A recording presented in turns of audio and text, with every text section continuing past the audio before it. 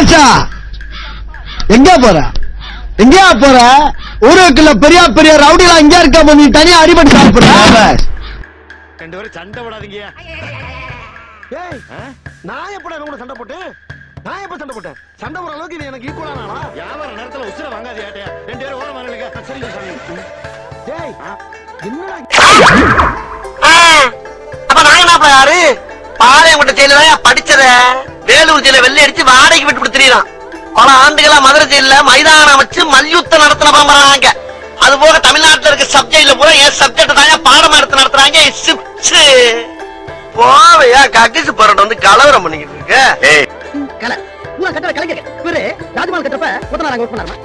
அவரு மதுரை மீனாட்சி அம்மன் கோயில் கட்டப்ப மேத்தியா இருந்தது. இவரு பிட்டிக் மனுஷன் பாத்தீங்களா, அந்த வகையில வச்சாரு. இவனால சுமக்க முடியாம இங்க பரதநாட்டியம் ஈடுபட்டாரு. ஊரை புட்டை புட்டி புட்டி தாண்டறே வந்திருக்காங்க. அனைவரும் இந்தியாவின் முக்கிய கலைஞர். டேய், கெஞ்சி கெதறி கூட்டாடி கைய பிடிச்சு காலை பிடிச்சு இந்த கான்ட்ராக்ட் வாங்கிக்கண்டா. 1 லட்சம் ரூபாய் கான்ட்ராக்டா, அதுல மண்ணள்ளி போட்டா